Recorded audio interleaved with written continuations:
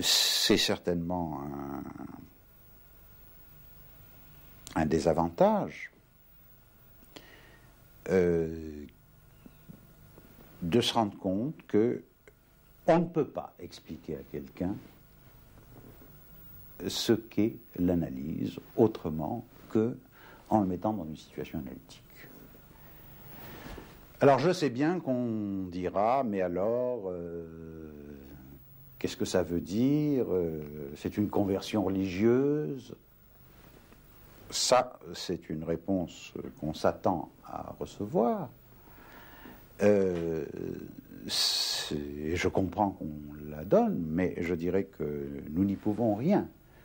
C'est-à-dire qu'il y a des conditions qui sont spécifiques à la réalisation d'une expérience et qui mettent en évidence un certain nombre de phénomènes qui n'apparaissent pas autrement ou qui ne sont pas observables autrement ou dont on ne peut pas faire l'expérience si on ne se met pas dans la condition nécessaire à cela.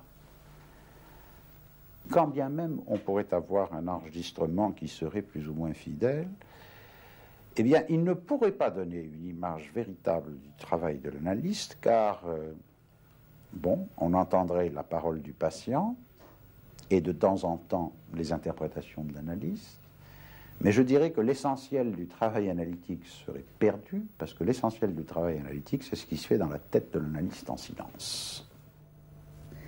Il faut que les gens aient le sentiment d'avoir des symptômes. Ils ne peuvent pas aller voir un analyste comme ils vont voir un médecin.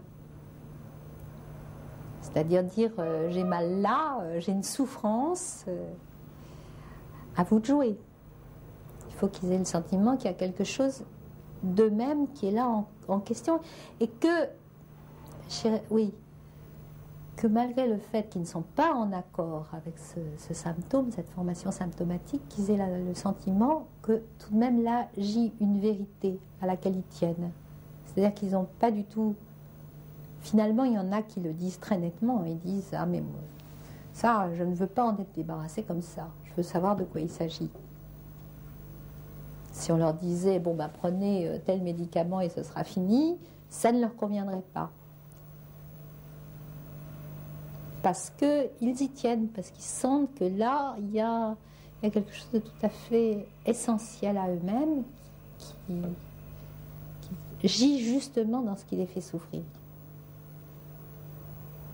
Je dirais ça, ce sont les meilleurs cas. Ce sont les gens vraiment où l'analyse commence presque d'emblée.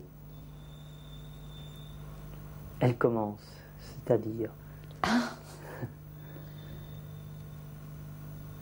Oui, ça c'est une question particulièrement délicate parce que très souvent on hésite sur le moment où l'analyse commence vraiment, c'est-à-dire où elle s'engage. Et disons qu'elle s'engage quand il y a quelque chose d'une part, quand le sujet ressent que c'est avec cette personne-là, avec cet analyste, que quelque chose s'ouvre pour eux d'une dimension nouvelle,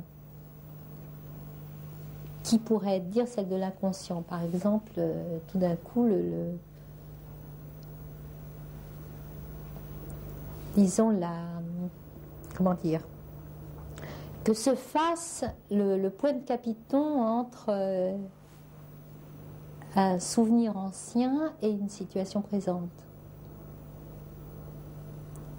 Que s'ouvre pour eux cette dimension de l'inconscient ou de la répétition. Mais que ce soit inattendu. La psychanalyse, c'est au sens le plus fort du terme une mise en question. Alors c'est une réponse qui est en même temps, évidemment, qui n'en est pas une à proprement parler. Mais enfin, quand on dit thérapie, quand on dit médecine, on ne parle pas de mise en question, on parle de réponse. Tout simplement. Enfin, lorsqu'un patient vient voir un médecin parce qu'il a une pneumonie, la réponse c'est pneumocoque, antibiotique. Il y a une réponse à la question. posée par la maladie. La psychanalyse commence lorsque, dans cette réponse, quelque chose échappe, qui n'est pas contenu dans la réponse en question, et qui continue de faire question. Or, on pourrait, évidemment, le danger de répondre de la façon que je viens de le faire, c'est que ça pourrait aussi bien aller du côté de la mystique, c'est-à-dire, d'ailleurs, une tentation qu'ont certains analystes, qui serait que ce soit la mise en question au sens le plus large, c'est-à-dire d'une cosmogonie, d'une conception du monde, ou de la philosophie. Ça pourrait... bon, c'est ça se situerait, disons, cette façon de faire, entre la littérature, la philosophie et la mystique, et la religion. Bon, il y a sans doute... c'est pas faux que la psychanalyse a des comptes à rendre à ces trois choses. Hein, c'est en quoi la psychanalyse n'est pas une science, n'est-ce pas? Bon, tout le monde sait qu'on parle du cancer toujours en disant ce sera dans 5 ans, ce sera dans 10 ans, ce sera dans 20 ans. La médecine ne doute pas qu'un jour ou un autre, il y aura une réponse. Eh bien, c'est dans cette mesure que la psychanalyse est toujours l'empêcheur de tourner en rond, dans la mesure où elle s'intéresse à ce qui n'arrive pas à s'enfermer dans les réponses, à s'enfermer dans le savoir. Bon, tout ça est un petit peu abstrait, mais ça a des conséquences très concrètes dans la relation et dans le travail avec les patients. Par exemple, je vais donner l'exemple pour qu'on soit plus concret, supposons un homme qui cherche une femme. Bon, ça c'est une question banale, une demande banale, n'est-ce pas? Et chaque fois qu'il va trouver la femme, si la femme est d'accord, eh bien ça ne va plus. Il s'aperçoit que la réponse à sa demande, la réponse à sa question, n'est pas celle qu'il attendait, alors qu'il croyait que c'était exactement ce qu'il cherchait. Alors on a la chose classique, n'est-ce pas? L'homme en question espère qu'il va en trouver une, il la trouve, si elle ne marche pas, il continue de la désirer pour autant qu'elle refuse, si elle accepte, il ne la désire plus. Et voilà qu'il faut que ça recommence, qu'il en cherche une autre. Autrement dit, il vient vous dire « Je n'arrive pas à aimer. J'ai un désir en moi qui est d'aimer, et chaque fois qu'une femme se refuse à moi, je l'aime. Chaque fois qu'elle accepte, je l'aime plus. » Alors voilà un type de discours connu. Bien. Ben, le discours analytique sera de dire que ce n'est pas en ces termes que sa question se trouve. La preuve que cette question est déjà le reflet d'une autre question qui ne connaît ni les termes ni les aboutissants. L'analyse va l'amener à peu déplacer ou approfondir en même temps cette question, c'est-à-dire qu'il va mettre en question le circuit question-réponse dans lequel il est enfermé. C'est en cela que je dis que la psychanalyse, c'est une mise en question. C'est qu'enfin la question puisse réellement se formuler là où elle se formule, avec cette particularité qui est que jusqu'à présent, jusqu'à ce moment-là, le futur patient, l'analysant, ne savait pas que c'était en ces termes-là que la question se posait pour lui. À partir du moment où il en possède les termes, à partir du moment où la question enfin devient la sienne, c'est-à-dire qu'il sait enfin en quels termes il la pose, eh bien le travail analytique est terminé. Ce n'est pas à l'analyste de donner la réponse, c'est à lui de la trouver, puisqu'il connaît enfin sa question. Pour moi, l'analyse, c'est tout de même c'est une démarche qui permet aux patients de se repérer et de chercher, éventuellement de trouver ce qui a fait son destin. Je ne dis pas que ça introduit le patient dans son destin, pas du tout. Hein. Dieu merci, l'analyste n'a pas ce pouvoir. Mais il me semble que ça tourne autour de ça. Donc ça permet au sujet de se situer dans une histoire qui va loin, enfin qui va dans ses ascendants, qui n'est pas son histoire actuelle, ou qui est son histoire actuelle dans la mesure où elle dépend et où elle répète éventuellement ce qui s'est passé au niveau antérieur. Nous avons affaire à des personnes qui ont, dans le premier cas, qui éprouvent une souffrance psychique. Cette souffrance psychique s'exprime, par exemple, en de certains symptômes. Ces symptômes peuvent être des symptômes névrotiques, peuvent être des symptômes psychotiques, peuvent être des symptômes psychosomatiques, simplement pour énumérer les plus importants et les plus fréquents. Ou bien encore, nous recevons des personnes qui éprouvent elles aussi ce qu'on peut appeler à juste titre de la souffrance psychique, qui souffrent psychiquement, mais sans symptômes véritablement caractérisés ou gênants. Et il arrive que les sujets en cause n'en demandent pas plus, d'être délivrés de leurs symptômes, à quoi souvent leur souffrance psychique peut être accrochée, et arrête là leur analyse. Si vous voulez, on pourrait dire, il y a ceux qui ont mal et ceux qui sont mal. Il est très difficile de savoir si s'il est apparu une nouvelle pathologie ou si, du fait de l'extension et de la diffusion de l'analyse, sont venues à l'analyse des catégories de personnes qui ne songeaient pas à y avoir recours autrefois. Or, aujourd'hui, si vous interrogez les analystes et si vous leur demandez combien de patients dans leur clientèle ils ont qui correspondent aux caractéristiques de la névrose telle qu'elle est décrite chez Freud, c'est d'une extrême rareté. Certes, Freud nous a donné quelques traits de lumière très éclairants sur la psychose, mais de son propre aveu, il n'aimait pas les psychotiques. Je dirais qu'il trouvait la psychose beaucoup trop destructrice et que si la psychose l'intéressait visiblement, il n'était pas le genre d'homme à affronter dans une relation thérapeutique des psychotiques ou des patients de structure psychotique. Bon, je ne veux pas dire qu'aujourd'hui nous n'avons plus affaire qu'à ça. Mais ce qui est sûr, c'est que le spectre s'est décalé.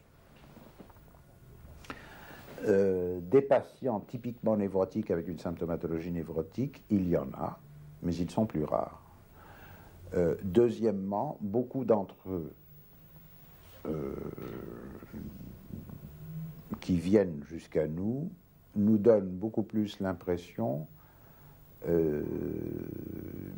d'une couverture névrotique de faible protection. Autrement dit, que derrière ces signes névrotiques pour lesquels ils viennent demander à être aidés par l'analyse, il existe une très grande fragilité et qui laisse soupçonner des points de fixation qui sont bien antérieurs à ceux de la névrose et des possibilités régressives qui sont beaucoup plus importantes que celles de la névrose. Je dirais que les bonnes vieilles névroses classiques, ça existe, hein. c'est-à-dire quelque chose comme la névrose obsessionnelle qui fait d'une existence une véritable torture, avec des symptômes tout à fait précis, comme celui de la nécessité de supprimer ce qui apparaît au malade comme la moindre tâche. Il peut passer des heures à essayer de supprimer cette tâche, il la verra toujours. Bon, la névrose phobique existe toujours, et nous en avons tous des exemples, des gens qui ne peuvent que la phobie des transports, par exemple, des gens qui ne peuvent absolument pas, sans une angoisse qui les met dans un état de panique, prendre le train, le métro ou l'avion. Bon, c'est quelque chose qui se présente tout à fait. Quand on dit aujourd'hui un peu vite, il n'y a plus les névroses symptomatiques, elles sont en voie de disparition, c'est faux. Mais il est vrai que se présentent davantage des personnes qui peut-être n'ont pas eu la chance, en un sens, de pouvoir produire une névrose avec des formations de symptômes, et qui, dont la plainte est beaucoup plus diffuse, la souffrance moins liée à quelque chose comme une maladie extérieure à eux. L'obsessionnel, il sent que c'est absurde, ces symptômes. Il ne sait pas d'où, comment ils se sont constitués, quel sens ils ont. Mais l'idée que ça veut dire quelque chose lui est présente. Et en un sens, ça peut être une indication privilégiée pour une analyse qui est, pour parler vite, quelque chose comme une recherche du sens et un dénouement, une déliaison des fausses connexions qui sont établies. Vous avez donc des personnes qui viennent avec un sentiment, mais qui n'est pas vague, de mal-être, de vide, d'inconsistance, qui se traduit dans les faits par l'incapacité de s'engager dans quoi que ce soit, de se sentir en contact avec soi-même, quelque chose comme d'être absent à soi et aux autres, qui va se répercuter aussi bien dans leur vie professionnelle que dans leur vie affective, justement une absence de vie affective. Ils ne sont jamais dans ce qu'ils font, ils ne savent même pas s'ils sont dans ce qu'ils sentent. Ce sont donc des troubles plus difficiles à saisir, à formuler, à mettre en mots, qui ont affaire avec le sentiment de soi-même, de sa propre existence, avec des limites très floues entre le dedans et le dehors, avec l'identité. Il y a certainement plus de tableaux cliniques, donc assez difficiles à cerner, de ce genre, qui relèvent maintenant de l'analyse, qu'il y a une cinquantaine d'années. C'est vrai qu'après Freud, on a voulu reculer ces limites et dire mais c'est pas vrai, il y a un certain nombre de cas avec qui on peut faire un travail analytique, vous êtes beaucoup trop restrictif, et effectivement ça a été le développement de toute cette pathologie autour des cas limites qui constituent un des pôles de recherche les plus intéressants de l'analyse aujourd'hui. La difficulté, c'est que on est sûr que la limite existe, mais on ne sait pas où la fixer. Je veux dire par là que, quelles que soient les précautions qu'on prenne, quand quelqu'un vient vous demander une analyse, dans certains cas, de refuser parce qu'on peut estimer que l'individu est trop fragile ou que il y a des surprises. Il y a des surprises. Et non seulement, mais je dirais aussi que s'il y a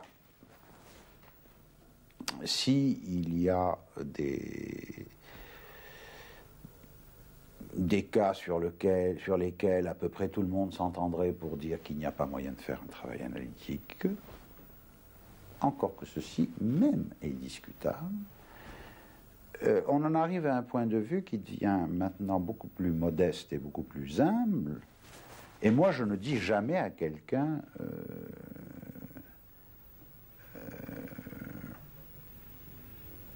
l'analyse est contre-indiquée chez vous. C'est-à-dire que la seule chose que je me sente autorisé à dire, c'est « je ne pense pas pouvoir faire votre analyse ». Ça n'exclut pas qu'un autre, lui, puisse y parvenir. Si bien que la question des limites, elle devient beaucoup celle des limites d'un analyste particulier. Et que, effectivement, à ce moment-là, bon, dernière caractéristique de l'analyste, c'est, je crois, quelqu'un dont il ne faut pas méconnaître aujourd'hui, et contrairement à ce qu'on dit, qu'il a une énorme responsabilité. Bon, ce que je voulais simplement dire, c'est que quand vous avez affaire donc à ces cas limites, la référence au désir est une référence faible. Sa valeur éclairante est faible. Autant chez un névrosé, bon, où le problème de l'angoisse de castration est très à l'avant-plan et les particularités de désir très à l'avant-plan, autant donc ce concept est utilisable, autant avec un cas limite, ça n'est pas. Ce ne sont pas ça, c'est pas ça les enjeux. Les enjeux se situent, par exemple, au niveau de l'organisation de la pensée, au niveau des limites du moi, au niveau de la confusion entre le sujet et l'objet, au niveau de l'angoisse d'être deviné, d'intrusion, d'empiètement, au niveau des angoisses de séparation d'avec l'objet, au niveau des problèmes de deuil. Bon, c'est-à-dire que c'est un champ tout à fait différent, et bien sûr j'exagère pour créer une démarcation suffisamment nette, mais je suis obligé justement d'accentuer les séparations pour montrer qu'à ce moment-là, les instruments théoriques deviennent différents. Et le problème de la peur de la folie est tout à fait essentiel, et vécu par ces gens comme tout à fait essentiel. Quand on dit de quelqu'un que c'est un refoulé, on pense qu'on désigne un trait psychopathologique. Bon, beaucoup d'eau ayant coulé sous les ponts, on comprend aujourd'hui que les insuffisances du refoulement sont beaucoup plus gênantes que les excès du refoulement. Vu sous l'angle du cas limite, celui qui se sent constamment menacé par une angoisse de quelque chose d'immaîtrisable, où son unité est compromise, où le sentiment qu'il a de lui-même est en question, où il ne sait pas qui il est, et où il a à ce moment-là peur d'être débordé par des angoisses de morcellement, ou qu'il va l'impression qu'il va avoir le sentiment que son unité en tant qu'individu est compromise, à ce moment-là, il n'est même plus question de poser la question de l'inconscient, parce que l'inconscient ne se manifeste pas sous forme de question, il se manifeste sous forme de quelque chose de désorganisant.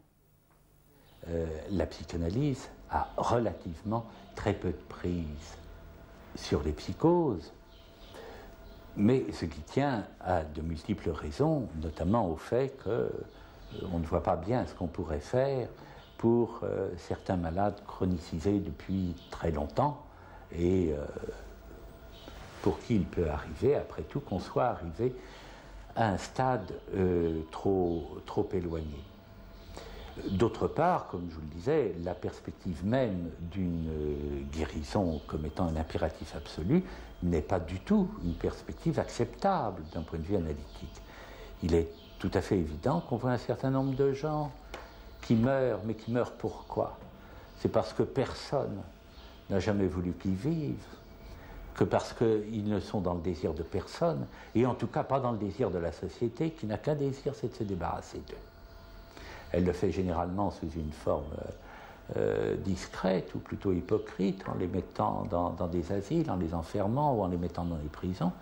Mais finalement, il n'y a absolument aucun doute que la société rejette et tue un certain nombre de ses membres, au même titre que dans une société animale, on tue un certain nombre des individus qui sont réputés les plus faibles ou les moins adaptés au groupe.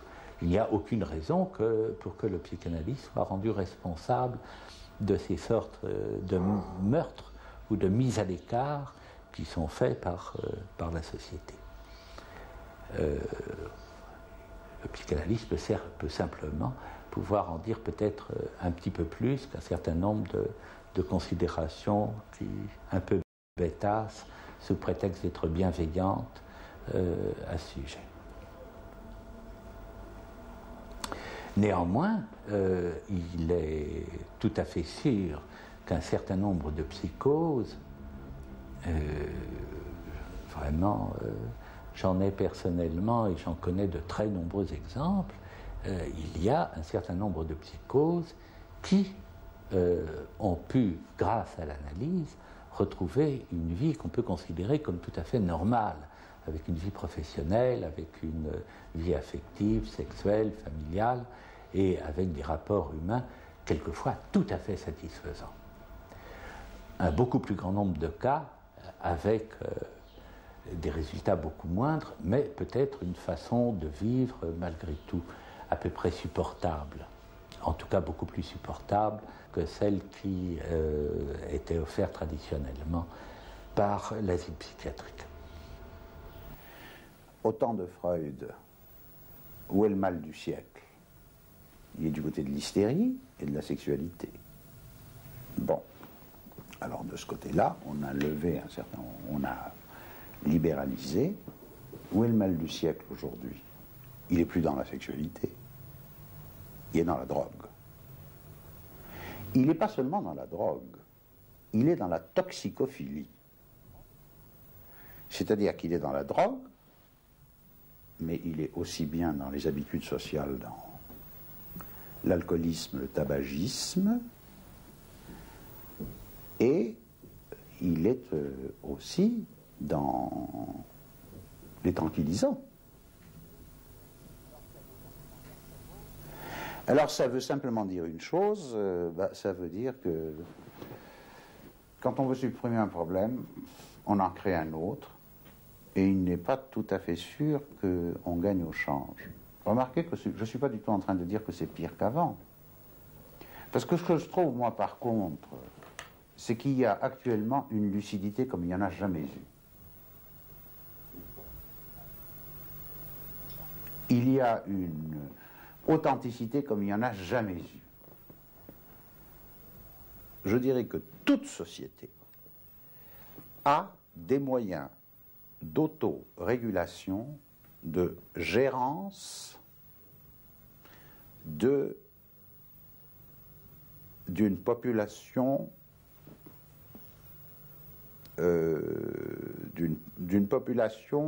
disons, qui pose des problèmes.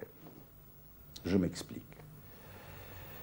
Autrefois, vous aviez un certain nombre d'institutions, l'armée, les couvents, pour ne citer qu'eux, qui avaient une capacité d'absorption d'un certain nombre d'individus qui trouvaient un grand avantage à être pris en charge par ces institutions. Car quand vous êtes dans l'armée, vous êtes pris en charge pour l'armée, les rails sont tracés, vous les suivez et vous y allez comme vous pouvez. Les structures conventuelles, c'est la même chose. Bon, notre société, à nous, a supprimé ces moyens d'autorégulation, elle en a créé d'autres. Et je trouve, par exemple, c'est une idée à laquelle je tiens, qui peut paraître un peu paradoxale, je trouve, par exemple, le développement considérable des psys est le moyen qu'a trouvé notre société occidentale de créer ce dispositif d'autorégulation lorsqu'ont disparu les anciens dispositifs d'autorégulation. Ce que nous constatons, c'est que dans l'époque que nous vivons, l'essentiel de l'espèce humaine vit à côté d'elle-même, si je puis dire, dans cette espèce d'aliénation, ce qui est quand même propre à notre période de notre histoire, et qui n'était peut-être pas le cas dans l'Antiquité, par exemple, ou dans d'autres moments de l'histoire humaine. C'est que bien des personnes de qualité vivent, elles le savent, elles le vivent dans une sorte de malaise, elles ne vivent pas leur vie. D'abord, je crois qu'il y a certainement une grande variété dans les conceptions de l'analyse chez l'analyse. Par exemple, pour certains analystes, l'analyse est uniquement une affaire qui relève de la santé mentale, c'est-à-dire uniquement une affaire de guérison. D'autres vous diront que la psychanalyse c'est fait pour mieux se connaître. D'autres encore vous diront que l'analyse c'est fait uniquement pour entrer dans les arcanes du langage. Pour ma part, je pense que la psychanalyse a à voir avec le mieux-être. Par exemple, je pense que quand je reçois quelqu'un en analyse, si c'est quelqu'un qui me dit « Voilà, j'ai entendu parler de la psychanalyse, je voudrais me faire psychanalyser », je m'arrête toujours ou j'arrête la personne qui parle et je lui dis « Mais si c'est pour ça, vous trouverez probablement sur la place de Paris des psychanalystes qui accepteront de vous prendre. Moi, ça me paraît tout à fait hors de question. Car je pense, pour ma part, que la psychanalyse ne peut réussir que dans la mesure où quelqu'un n'a pas d'autre solution pour mieux vivre ou quelquefois même pour survivre. C'est pour moi quelque chose, je dirais que la psychanalyse, c'est la thérapie de dernière chance. C'est comme ça, du moins, que ça commence. Alors, qu'est-ce qui fait que cette thérapie de la dernière chance peut réussir ? Eh bien, qu'est-ce que c'est que réussir ? Réussir d'abord à commencer. Parce que rien ne dit que tel analysant pourra commencer quelque chose avec tel analyste. Ça, c'est déjà une question tout à fait fondamentale. Et quelles sont les conditions ? Les conditions minimales, c'est que l'analysant puisse faire confiance au psychanalyste, c'est-à-dire qu'il puisse croire que l'analyste va l'entendre au-delà de ses paroles à lui. C'est-à-dire que ce qui est fondamental dans la psychanalyse, c'est qu'on parle, je suis analysant, je parle, et je me rends compte au bout d'un certain temps que je ne sais pas ce que je dis. Parce que mes paroles ont un autre sens ou une multiplicité de sens qui dépasse infiniment ce que je croyais vouloir dire. Et le psychanalyste est là, je dirais comme une caisse de résonance du sens. C'est-à-dire montrer qu'à travers mes paroles, auxquelles je donne un ou deux sens, eh bien, il y a une multitude de sens qui éclatent. Alors à ce moment-là, je dirais, la psychanalyse devient possible. Je ne suis pas du tout, moi, pour ceux qui disent la parole en analyse n'est pas une découverte du sens. Je crois que ce n'est pas la découverte d'un sens. Par exemple, de dire, si vous me parlez des souris dont vous avez peur, ça signifie que vous avez peur du pénis. Bon. Ça, de fait, c'est des choses tout à fait...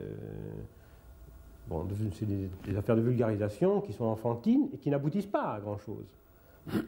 Mais Freud lui-même était tombé dans ce piège en essayant de faire une espèce de dictionnaire des rêves. Telle image, c'est ceci. Bon, je pense que ce n'est pas de ça dont il s'agit. Mais c'est de faire apparaître que, pour moi, c'est une chose tout à fait... Je définirais justement l'existence et l'apparition de l'inconscient, parce que je ne sais pas si ça existe, l'apparition de l'inconscient par cette simple formule « je ne sais pas ce que je dis » ou « je ne dis pas ce que je croyais vouloir dire ». À partir de là, alors, la psychanalyse peut commencer, c'est-à-dire l'apparition pour chacun, pour l'analysant, quelquefois pour l'analyste aussi, d'un tout autre monde intérieur que celui que j'imaginais être. Et à partir de là, la reconstruction, moi j'ai pas peur du terme, la reconstruction d'une autre personne, d'une autre personnalité, à partir de tous les sens nouveaux qui ont pu apparaître. Et quelquefois aussi, à partir d'une histoire qui n'est pas celle que le patient croyait avoir vécue. Nous avons tous des souvenirs précis. En analyse, nous avons d'autres souvenirs. Nous faisons la découverte de quelqu'un d'autre qui a vécu autrement qu'il ne pensait avoir vécu. Et quand est-ce que l'analyse arrive à sa fin ? Là, vraiment, il n'y a pas de réponse générale. Il y en a, ce qui rend très difficile la communication, et il n'y a jamais de réponse générale en analyse. C'est un peu comme si vous me demandiez comment se termine un amour, ou comment se termine une brouille, car il y a aussi de la haine qui circule dans une analyse. Il y a 1000 façons de terminer une affaire passionnelle. Je ne veux pas par là dire que toute analyse se déroule dans un climat passionnel spectaculaire, mais il y a toujours en sourdine des mouvements affectifs très forts. Alors, une analyse peut se terminer, si vous me demandez des choses tout à fait concrètes, je dirais qu'un analyste ne retient pas un patient qui considère que lui, il a fait son trajet et qu'il a obtenu de l'analyse ce qu'il en cherchait, même si par devers soi, l'analyste peut penser que, bon, on aurait pu aller, comme on dit, plus loin, mais on peut toujours aller plus loin. C'est un certain trajet. C'est même pas toujours souhaitable que les deux parties soient d'accord. Une analyse peut très bien ne pas se conclure dans l'accord, dans un consensus, peut très bien se terminer si un des seuls pense qu'elle doit être terminée.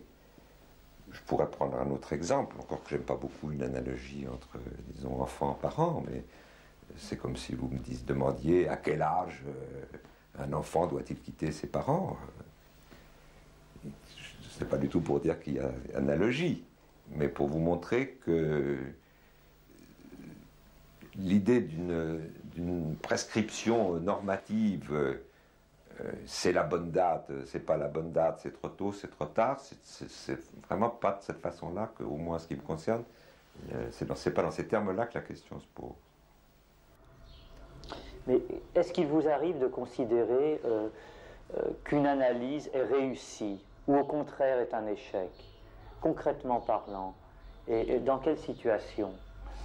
Concrètement parlant, il est tout à fait évident qu'on peut dire de certaines analyses qu'elles sont des échecs.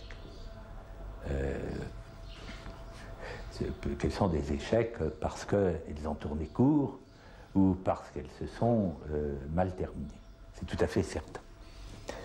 Ce qui est beaucoup plus difficile, c'est justement de dire quelque chose concernant les analyses réussies. Le fait qu'un analysant s'en satisfasse tout à fait n'est même pas en soi un critère, parce que s'il doit devenir une plaie pour son entourage, je ne vois pas du tout pourquoi, s'il en arrive à se rendre détestable pour tout le monde, je ne vois pas du tout pourquoi on dirait que c'est une réussite de l'analyse. Non, les critères du succès d'une analyse doivent être pris beaucoup plus sur ce qui fonde la méthode même de l'analyse, c'est-à-dire sur quelque chose où le repérage même de tout ce qui concerne le désir a pu se faire d'une façon suffisamment avancée et suffisamment poussée. Mais c'est la notion même d'échec qui est à mettre en cause là, puisqu'après tout, ce que la psychanalyse nous apprend, c'est que tout ce qui est de l'ordre de l'échec, le lapsus, et le rêve, dans la mesure où c'est quelque chose qui échappe à la conscience, les actes manqués, tout ce qui est en quelque sorte les mini-échecs de la vie quotidienne, tout cela finalement est tout à fait productif du point de vue de l'analyse, en sens que ça déplace le problème et ça permet de voir d'autres aspects. Alors, je dirais que si l'analyse réussit, c'est surtout dans la mesure où elle permet à chacun d'avoir un meilleur rapport à ce qui lui arrive comme échec, comme difficulté. Est-ce qu'on pourrait dire par exemple que l'analyse ne vise pas à faire disparaître des symptômes, mais à changer alors le rapport aux symptômes? Ce serait plutôt quelque chose de cet ordre-là. Mais on pourrait dire pour la disparition du symptôme, il y a quand même quelque chose qui est de l'ordre de l'atténuation considérable du symptôme, et justement, non pas véritablement une maîtrise qui ne voudrait rien dire, mais bien plutôt un rapport tout à fait différent à ce symptôme. Et qu'est-ce qu'une analyse qui n'atteint pas sa fin ou qui ne finit pas? On peut dire qu'en tout cas, c'est les arrêts d'analyse à un moment où il semble que... Bon, déjà, il y a des analyses qui s'arrêtent à un moment où le sujet aborde quelque chose qui visiblement il préfère laisser dans les dessous, laisser à toucher. Et bon, alors là, on peut dire que c'est une analyse qui ne finit pas, qui s'arrête. Enfin, la cure s'arrête, mais c'est une suspension. Quelquefois, les gens reviennent d'ailleurs.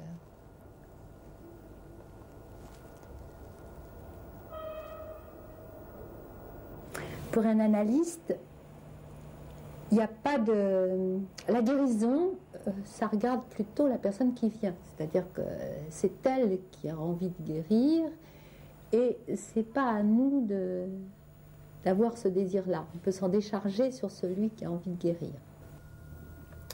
Il y a un attachement à l'analyse et à l'analyste qui fait que on s'installe dans une espèce de confort où on a toujours quelqu'un à qui se référer, quelqu'un auquel on va pouvoir venir raconter ses histoires et qui va permettre, peut-être pas tellement dans ce qu'il va dire, mais dans ce qu'il va entendre, qui va permettre de se porter mieux ou qui va permettre de débrouiller des problèmes dans lesquels on est empêtré. Alors en ce sens-là, je dirais, la psychanalyse, elle peut durer toute la vie, parce que toute la vie, on aura des questions et des difficultés. Mais ce que je pense, moi, je comparerais ça aujourd'hui, si vous voulez, à l'histoire d'un fruit. Il y a un moment, si vous cueillez un fruit sur l'arbre, il est vert. Et à ce moment-là, il est immangeable. Ça veut dire que si l'individu part à ce moment-là, quitte l'analyste trop tôt, eh bien, c'est très mauvais, c'est même pire que s'il n'avait pas commencé une psychanalyse. Mais il y a aussi un moment où, si vous laissez trop longtemps un fruit sur l'arbre, d'abord il tombe, et qu'est-ce qui va se passer? Il pourrit. Eh bien, moi je pense que c'est exactement ce que l'on constate dans beaucoup de psychanalyses. Au bout d'un certain temps, il faut savoir décrocher, et il faut que le psychanalyste aide le patient à s'en aller. Dans certains cas extrêmes, même qu'ils disent, mais je crois que c'est terminé. On a puisé dans l'analyse suffisamment pour qu'elle n'ait plus rien ensuite qu'à nous donner, si ce n'est à retourner sur elle-même. On pourrait comparer l'analyse aussi, si vous voulez, à une naissance. Si, au bout de 9 mois, à peu près, un enfant ne sort pas du ventre de la femme, eh bien, il se débilite, il va crever à l'intérieur. Eh bien, je pense que pour la psychanalyse, c'est la même chose. Si le psychanalyste veut garder dans son ventre, et ce n'est pas une image tout à fait fortuite que je dis là, dans son ventre, un analysant au-delà du temps qui est nécessaire pour qu'une nouvelle naissance apparaisse, eh bien, c'est la déperdition c'est la mort qui commence à s'installer. Qu'est-ce que le but de l'analyse? Je crois que le but de l'analyse, c'est de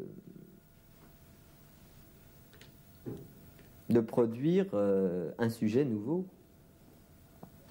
Je crois que c'est fondamentalement de faire émerger un sujet à son propre désir. De faire émerger finalement le sujet de l'inconscient, on pourrait dire en tant que tel, pour aller vite et pour essayer d'être le plus simple possible. Mais vous-même, est-ce que vous considérez que vous avez terminé votre analyse? Alors là, c'est une toute autre question, parce qu'il s'agit de l'analyse concernant quelqu'un qui pratique lui-même l'analyse, c'est-à-dire, brièvement dit, l'analyse de l'analyste. Alors, c'est un cas particulier, parce que tout le monde n'est pas analyste. Tout le monde ne pratique pas l'analyse, bien entendu. Alors, dans ce cas particulier, qui ramène à l'analyse de l'analyste lui-même, alors là, il s'agit effectivement, mais de par la fonction assumée par l'analyste, d'un processus qui commence une fois, bien sûr, à une date, mais qui ne saurait prendre fin. Considérons maintenant, si vous le voulez bien, les différences et les ressemblances entre ces deux types d'analyse. Est-ce qu'une analyse réussie, c'est une analyse qui amène l'analysant à devenir un analyste ou pas? Absolument pas. Et on ne voit pas pourquoi il en serait ainsi.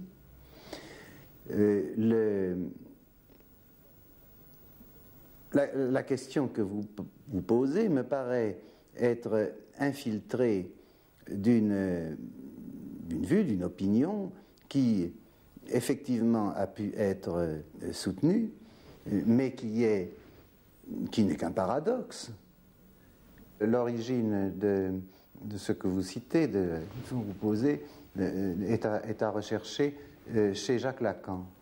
Tu sais que Lacan a poussé les choses beaucoup plus loin et que pour lui, une analyse menée à son terme est une analyse qui produit un analyste.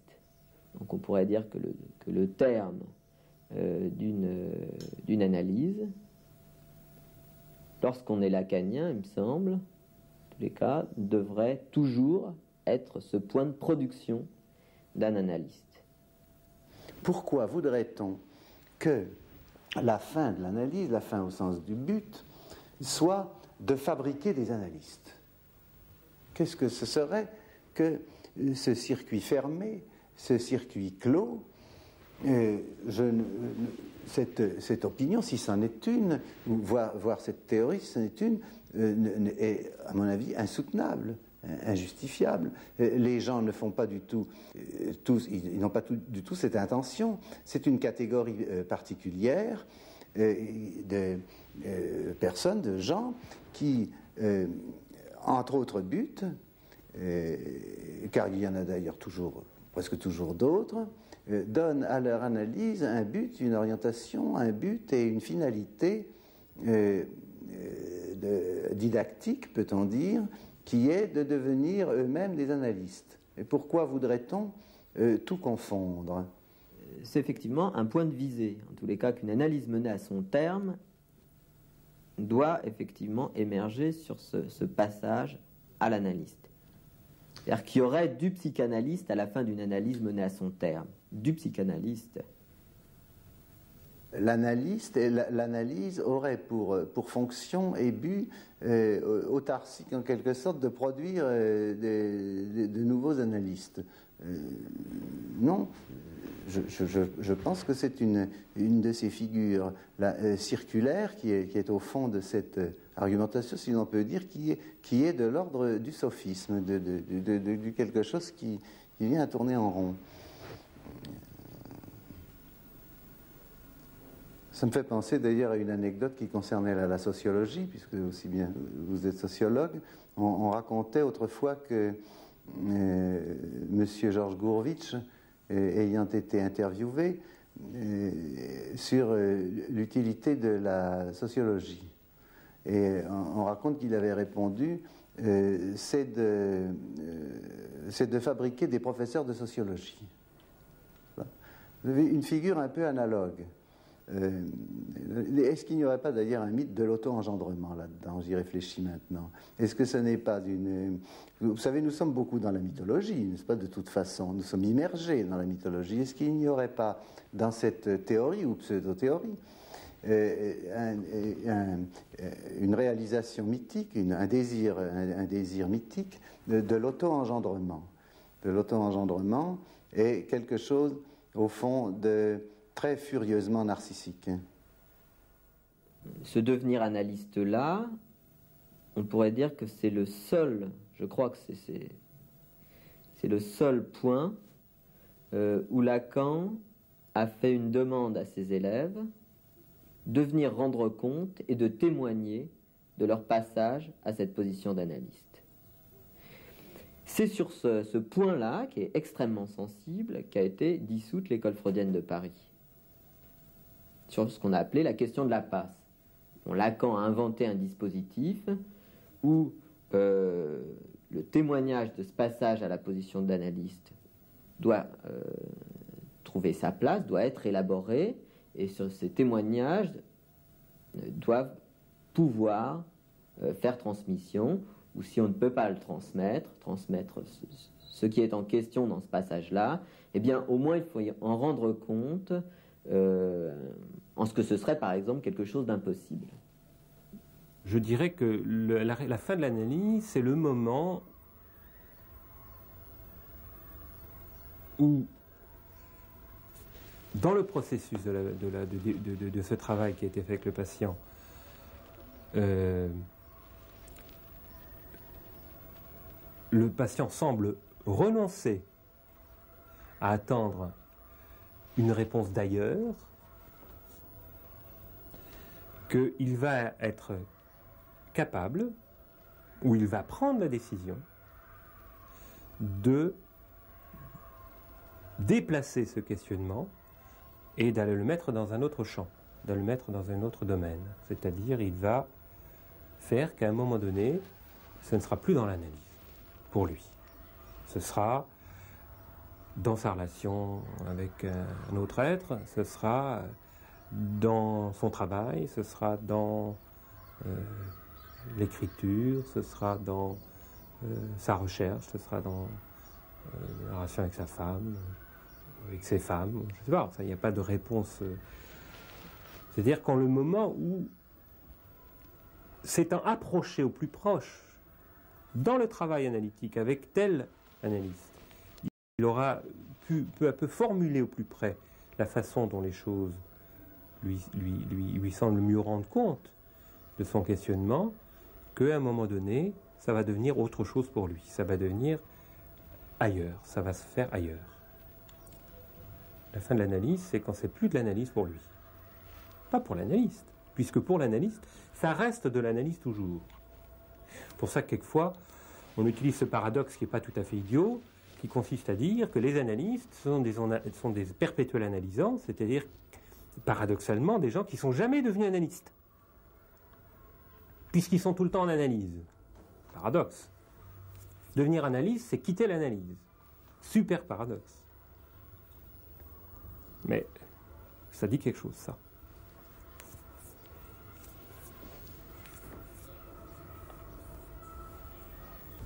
Pour moi, la pierre de touche de la fin de l'analyse, c'est l'acquisition minimale d'un sens de l'humour.